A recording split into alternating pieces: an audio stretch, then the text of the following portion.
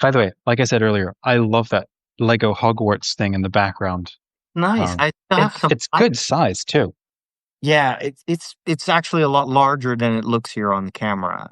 It's And the cool thing is I have a lighting set now where you can put all the lights, and so the whole tower and all the it will all be just beautiful.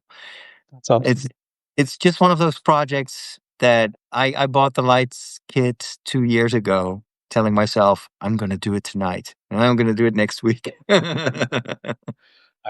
I'm jealous. It looks amazing. I need more cool stuff in my background. Hey, to a couple of our viewers already. Matthew Green is back with us, and Matthew. Hiro Gorbunov. Good to see you, friends. How are you? So we're just Father and I are hanging out, having a little chat. Welcome to everybody jumping on the live with us. So we had such fun last week that we thought, okay, we'll do it again, but we'll do it a little shorter, maybe about 20 minutes or so. And we have our Comic Con cleric, we have the Death Star chaplain, Father Roderick, and then I am nothing half so cool, but founder of Legend Fiction, a writing community for nerds who believe that fiction absolutely means something because stories are how our souls survive. So it's good to spend a minute with you. Absolutely. Speaking of stories, Yeah. last week we didn't do this in the live stream, but during our weekly call, you told me about a series of stories that you had written a while ago. Um, and the combination of topics made me immediately want to read it because it involved Fra Angelico, which is one of my favorite Christian Catholic authors of all time. He's actually, I think he's already beatified, right? He's I think you're right. Yeah. and Fra Angelico very briefly was a monk who lived in a monastery. You can still go there, and he found that it all looked a bit boring, the white walls and everything. So he asked permission to his superior if he could paint some pious pictures on the walls of the cells of the monks, and also in the corridor, which he got permission for, and now that is some of the most famous art in the world. It is absolutely stunning. But you combined that idea with time travel and angels, and I started reading that story and asking myself, why isn't this a book yet? Tell me about the story. What is it in a nutshell? So thank you. I'm cringing a little bit in case anybody finds it because it hasn't been edited in 10 years, but I gave myself a challenge and it was literally 10 years ago, almost to the same time, where I was struck by Fra Angelico's art. I grew up, with his artwork, and I thought it was really cool how every time he would paint these paintings, he always inserted himself Yeah. into the painting. And he did it as a way to encourage it's not called Lectio Divina, I don't think, but it's the sense of spiritual immersion Mm. into the scene, into the moment.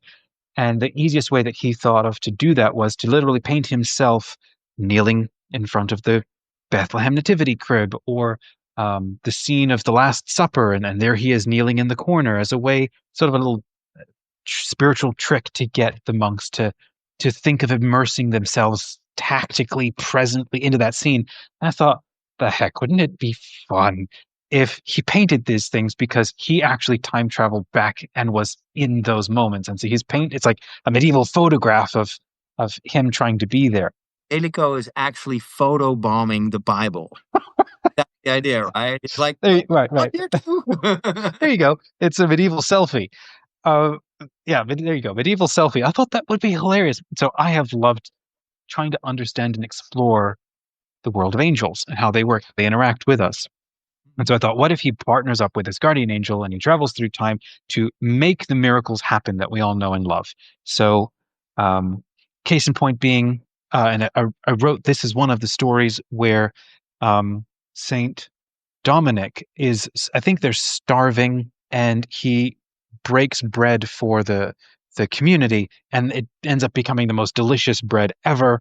Um, Oh wow.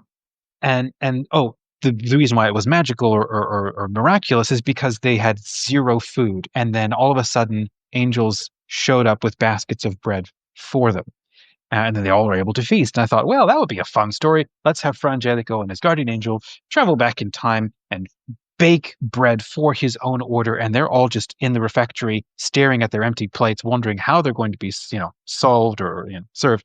And then he walks in the bread, and they have no idea who he is, and because he's like 300 years later or something like that.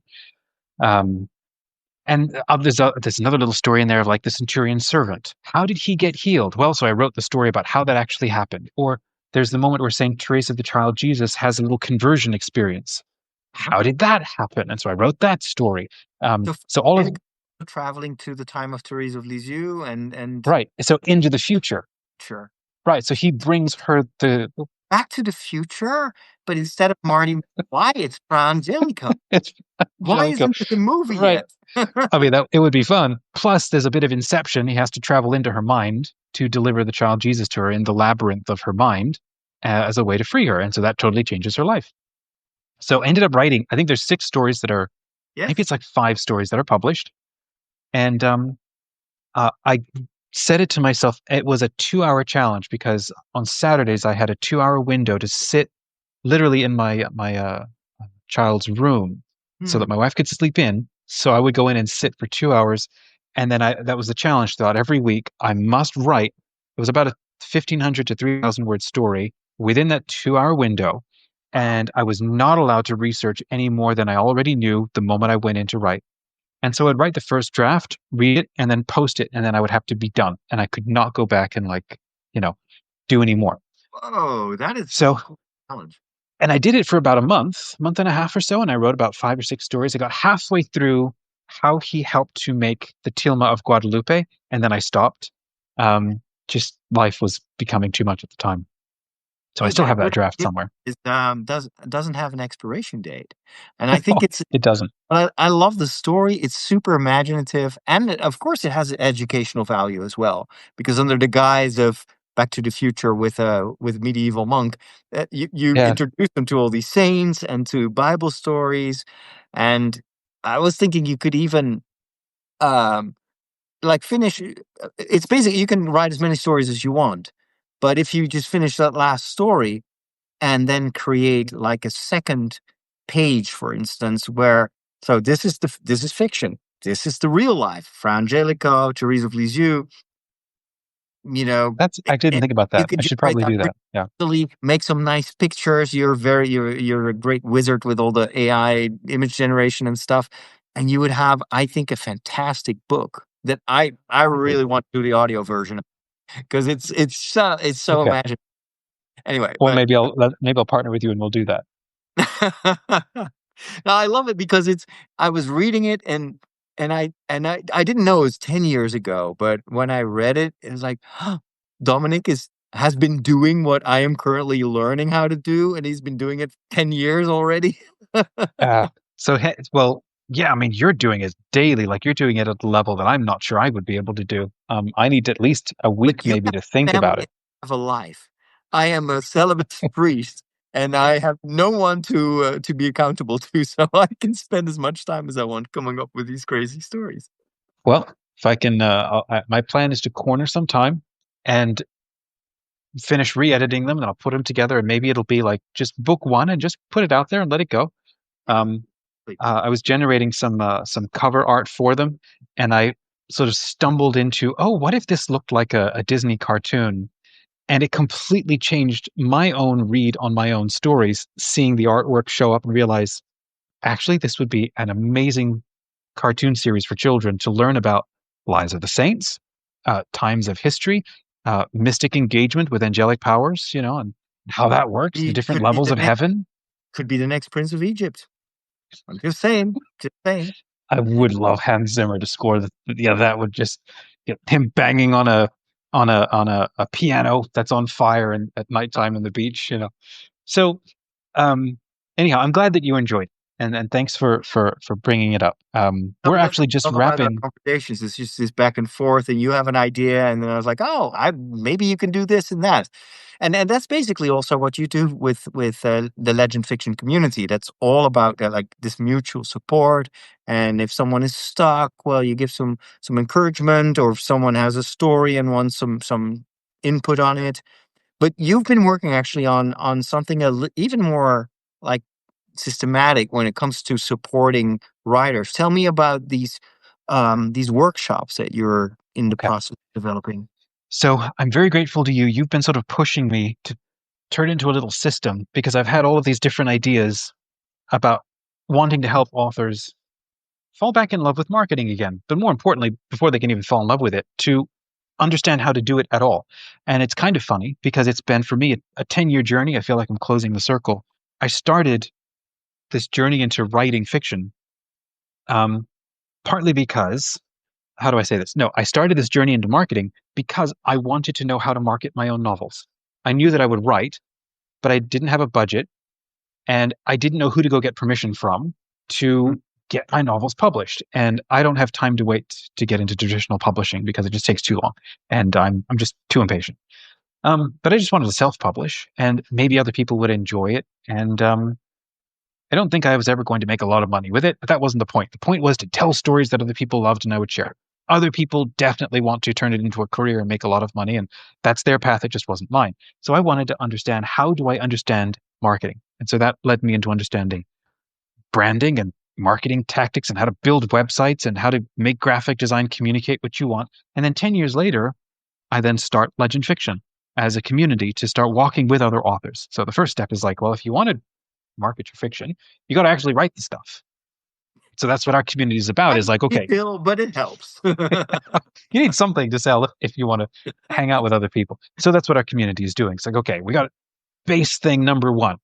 We all need to fall in love with writing again because it's hard to do and it can be exhausting, and you can gaslight yourself and you can get into burnout, like, not knowing where to stop and how to structure your day, and whether you can actually do it or not. And so I wanted, and more importantly, when other people tell you you can't do that or you can't write that theme, or no Christian author or no good person would ever have this in their story. And I wanted to be able to tell everybody you can actually, and quite frankly, write about anything that you want. And through that process, maybe you'll learn if you actually want to do that or not. So the first sort of ebook that I wrote 10, 12 years ago was How to Be a Catholic Author. And it evolved into becoming How to Be a Faith Inspired, fiction author. Now it probably would need to be updated, to now how to craft a story that has a message or a meaning that you think is important, something like that. Most important thing being, write what you think is important. Don't write for somebody else, and don't write because somebody else tells you you can or can't. This comes out of who you are. At the very least, you owe it to yourself to sit with and sort of work on that story and craft it and do something with it. Even if nobody else cares, and even if everybody else says you shouldn't, I you love that absolutely need to do that. because I see a lot among fellow beginning authors like me. There is this tendency, and you see this also in a lot of tutorials, where they are encouraged to write to market. It's like, go and first look at, the top 10 of best-selling fantasy novels in Kindle, and then see if you can just put a spin on it, and then just do exactly that. The cover, it has to look identical to the covers of all those bestsellers. And it's all, to me, it sounds almost like an encouragement to sell your soul. And then, of course, writing becomes a chore because there is only 1% of all the authors that will even get a moderate success. All the 90%, 99% other authors are going to be left frustrated. They've been writing for someone else's agenda. And what you emphasize is, no, you write out of your value system and because you have something to share with the world, regardless if one person reads it or 100 or 1,000 people will read it. Exactly. I completely agree with that. And some people might go, well, well, that's dangerous because you didn't even know what you're writing. You could write about the wrong things. And I would say, welcome to being a grown up, because we have no guarantee that anything that we do or get up to in life is going to be canonized and is going to be good and approved. But sometimes, there's actually a quote from the latest movie, Fountain of Youth. There are some things that can't be explained, they can only be experienced.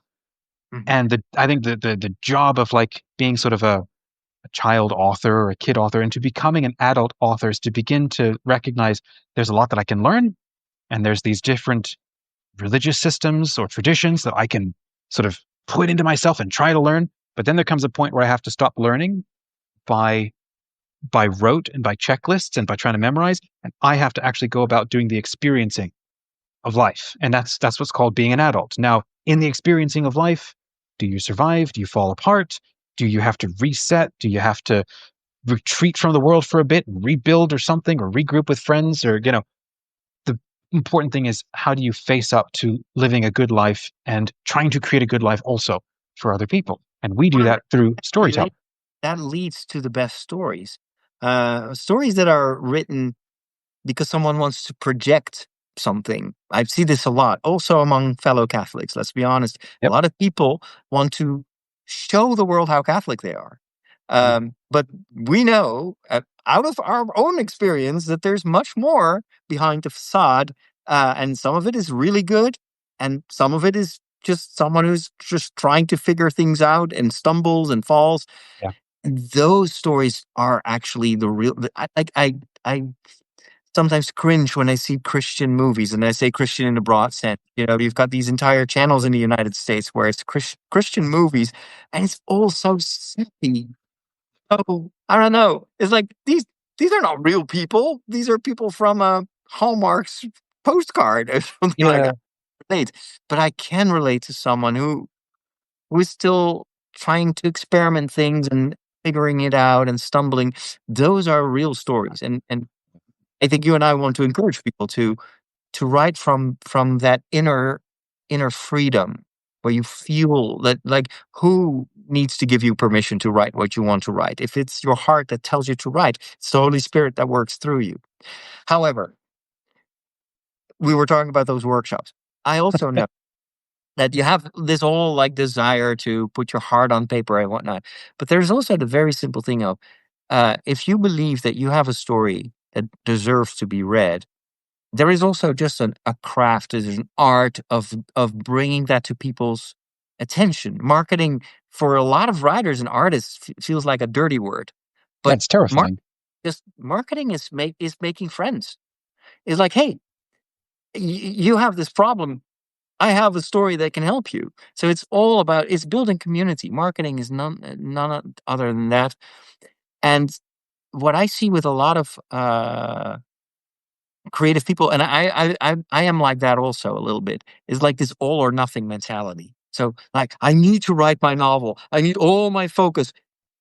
Yeah, I don't have time to do marketing. I've got this Yeah. Substack thing. What am I going to post on Substack? Or I Yeah, do or a lot. there's Of YouTube, and then got to do TikTok, and I've got to do my email list and keep my Right. website updated Go and and do a get podcast reviews. or, like, all these questions. And I Hmm. think, that's something that you have a lot of experience in marketing and branding. And um, I think there is room, and correct me if I'm wrong. We're recording this because you and I are thinking about creating some courses for this and Yeah, like helping little workshops. it Hmm. out. And there are Yep. lots of things you can do, which, I mean, would you agree with me that if you want to maintain your Substack channel while you're writing a novel, what's the minimum amount of time that you would need to invest in that? It's like an hour per week, or I would think at maybe even at most. I think that half an hour a week. Um, so what you said about marketing as a way to be chatting with friends or connecting with friends, I think that's probably the best way to think about how to get into marketing, because what stops everybody in marketing, no matter what business you're in, if you're self-employed or whatever, marketing feels awful or terrible if you think it's about getting on a street corner with a megaphone and demanding that people pay attention to you. yeah, Well, here's the beautiful thing about, well, here's the hack that I learned about marketing. Actually, it's from a nonfiction author. His name is Seth Godin. He's one of the marketing gurus who's out there. I love following this guy. He basically says, um, do things that are remarkable. And that's called marketing. Do things that are worth talking about. Do things that are interesting. If you have to demand that people retweet you or talk about you, uh, you're probably not interesting enough. So stop everything you're doing. Go and do something so crazy interesting that people will want to talk about it. And that's mm, called, you know, marketing can then come from that, and certainly can be a heck of a lot easier. And I'm just thinking, gosh, authors have cornered that. Authors are the OGs in that space of being able to show up. create something so weird and interesting. It's like, hey guys, I just created an entire world and an adventure with maybe some compelling characters. They're compelling to me. And they go and they get up to all this stuff and they collect these items and they do these things. And I've written this kind of a story for the kind of this specific kind of person who's experiencing this kind of thing in life. And maybe by the end, you'll enjoy the same outcome that I got out of writing this story and that my characters end up going through. Yeah. Well, that How in many itself, people though, in your life? compelling Go ahead, sorry. content.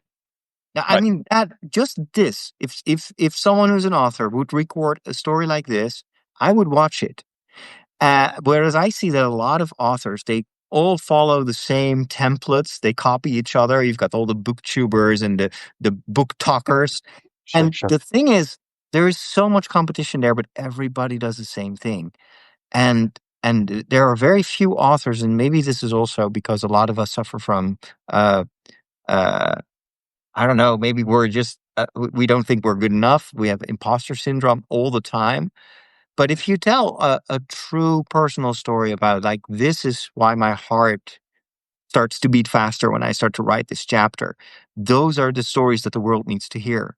And that actually that builds trust, and that makes me want to buy someone's novel. I was watching a TikTok just before we started to chat. It's from this British author, and she's written now three dark romance novels, and not at all my genre.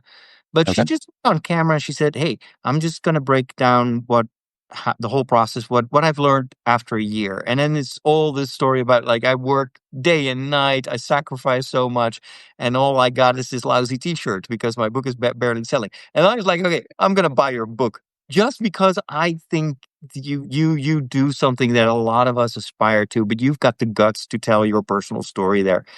And I think that that is true for a lot of people as well. I mean, that's why we started this conversation talking about the Fra Angelico books, because I think that you have such a fun story around that that if you put that book on the market, I think just on the basis of this conversation, people will want to buy it. Well, That's friends, if you agree with Father, please let me know and say yeah. hi in the comments. So And that then we if I want get more enough interest or comments, I'll medieval put back. the time into doing it. Yeah, yeah, yeah. So well, in wrapping up, you and I have this idea of like creating these little workshops because I think I would love to help authors figure out how to make marketing easy so that while they're still writing novels for like maybe a half hour a week, they can learn the systems and the processes that make sense to me that I am trying to share with my community and that I'm figuring out for myself. I think that they could be insanely helpful for authors out there, mostly because most authors are like ordinary people. They may not ever be running businesses, but they're absolutely on fire with this very cool, wonderful thing that maybe they didn't ask for. And like a door to Narnia opened up in their hearts one day, and they're like, I have to go through. And now that I've done it and I've created this story, how do I share it with people? I would love to be able to help authors feel like they could have fun and they'd be free to start having conversations and sharing it with people and make it so easy that they don't have to hire or pay or get stuck with a situation or a person they don't, want to keep paying or believe. And I think that the system that I could share with them is something that they could do for the rest of their lives and never get tired of doing it. Um, so Matthew Green is just saying that he'd read it. Okay, thanks, Matthew. That's fantastic. Yes, we can see the chat. Um, So, and then I would like to challenge or invite you, Father. I think that you have taught me through a couple of our conversations over the last few weeks that you've understood things about social media that I don't understand and that I want to learn, which is stuff like TikTok and YouTube, and now more with Substack. You just went hard into understanding Substack more than I have. And I've been putzing around with like six of them over the last 2 years. Don't undersell So, yourself. You're doing a terrific job. But it's well, true thank you. that we take a lot of for granted stuff that we are doing, and it's just like, yeah, everybody knows that. And I discover more and more reading also through the stuff that fellow authors post on Substack. Well, actually, that's not common knowledge. And to have a conversation where we can share some of the things that work for us in the hopes that it helps someone else, I think is very helpful. That's so that you and I are going to work on that. You go work on the marketing aspect. I would love to create a short course on how to get started on TikTok on YouTube. It's not hard. You just need to See, for me, it feels impossible because I have no idea how to even I know. start But playing that there are game tricks. of those things. I got an Yeah, anime. I know nothing about anime. I've got an anime TikTok channel with 250,000 followers, and it's by following a very simple formula for each video, which is super simple to copy. I'd love to teach that, and I think a lot of well, almost anyone can use that formula to establish a presence on TikTok or on YouTube, because basically, whether you're on Reels or whatever, the principles of how to keep people engaged are the same, no matter the platform. Um, and so, what I would like people that are watching this video, either live or afterwards, what I would like to invite them for is if you have a very specific problem that you think Dominic and I could help you with, let us know. Just leave a comment. And it can be just a very simple thing, because we don't realize what how much is for us just something we've been doing for years and years. We've been both working in this field of media creation for more than a decade. Um, so if you have anything specific, and it doesn't matter how small it is, let us know, and that will give us inspiration to create maybe some workshops and invite you over to help you. there you go. Thank you. And so we'll wrap here, friends. Please drop comments with your questions, and then what we can do is bring up these next week. Maybe this could become like an AMA, and we can just Yeah, uh, ask us anything, and we'll share everything that we know that we think could be helpful. So wonderful. there you go. All right. So thank you to Father. Check out his Substack and the stories that he's having fun posting, like frankly almost every day, which is amazing. And then come and follow us over at Legend Fiction. We are getting a brand new magazine off the ground called Legend Haven. We are looking for writers to come and share book reviews and movie reviews, and so come and you know check that out. And then Legend Fiction itself is our writing community. So if you're an author and you're writing stories that matter to you, even if you never plan to publish them, publication is not the end goal for every author. Getting things written, spending that time with your story, that's the point. Um, Having a uh, community that does the same, has the Come same and hang out with us. Yeah. ideals. It's dirt cheap, right? What's the what? How do Maybe you pay? 10, How much? yeah, $10 a month. $10 a Hmm. month, and you Yeah, get they like can, every single moment of the day. There are people there on the site. They even have there, like these there are ongoing, people online all the time. Yeah. Yeah. and You can share your story. You can but ask for feedback. it's so much fun. Yeah. It's a no-brainer. Oh, we're both in there. So, Absolutely. all right. God bless you, friends. Thank you to Paul, and thank you to the Paulist fathers for dropping into the comments. This replay will sort of repost on Substack and probably also be on YouTube, and so we can keep chatting in the comments afterwards. Have an amazing rest of your week. Keep writing. May the lore be with you.